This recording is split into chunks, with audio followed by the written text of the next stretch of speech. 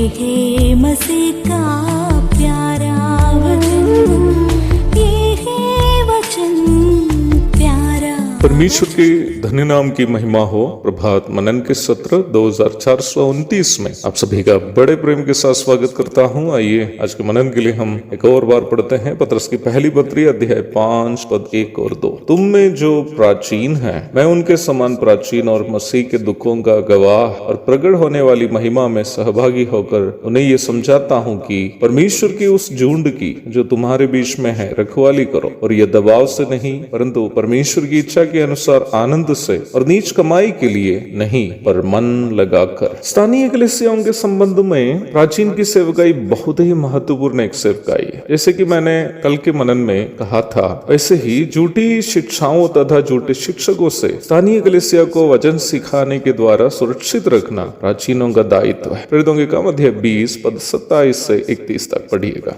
इसलिए ही हर एक प्राचीन को वचन की बुनियादी शिक्षा का ज्ञान तथा विश्वासियों को सिखाने की क्षमता होना जरूरी है।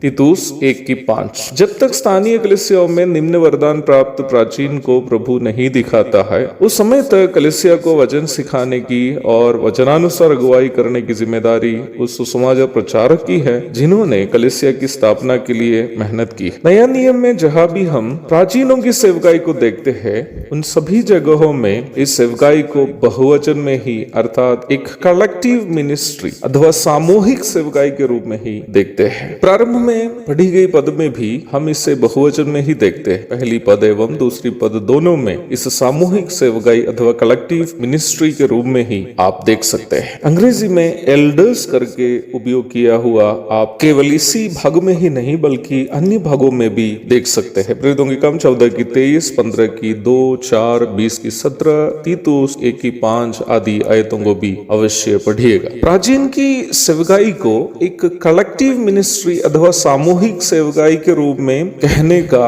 या वचन में दिखाने का अर्थ यह है कि कलीसिया में किसी भी प्रकार के जो निर्णय लेते हैं वो कभी भी एक व्यक्ति के अकेले का निर्णय नहीं होना चाहिए अथवा एक व्यक्ति अकेले लिया जाने वाला निर्णय नहीं होना चाहिए। That should be a collective decision taken by group of elders.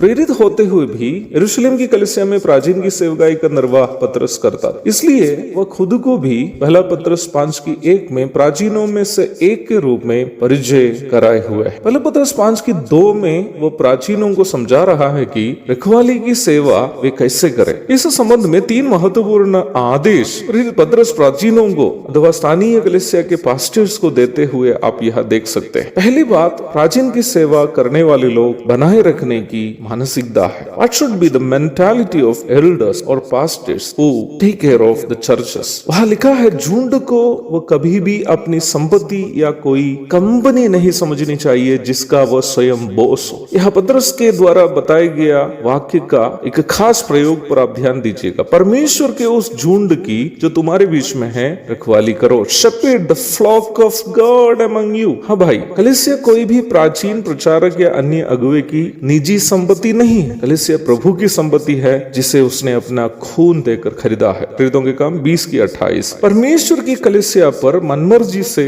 अधिकार चलाना और उसे अपनी निजी संपत्ति समझना या खुद को विश्वासियों के ऊपर एक बॉस की तरह पेश करना आदि घिनौने अपराध तथा परमेश्वर से भयानक दंड को मंगवाने का कार्य है। दूसरी बात पतरस जो प्राचीनों से कहता है वो यह है कि अगुवाई की सेवकाई को कभी भी दबाव से नहीं किया जाना चाहिए। वह दबाव शब्द का एक अर्थ परिस्थिति जन्य दबाव अथवा अंडर प्रेशर बाय सर्कमस्टांसेस है। जैसे कि कई लोग पास्टर इसलिए बन गए हैं क्योंकि उनका कोई अन्य काम धाम नहीं है या दूसरा कोई काम करने का हुनर या योग्यता नहीं है, इसलिए सेवा करने निकल गए।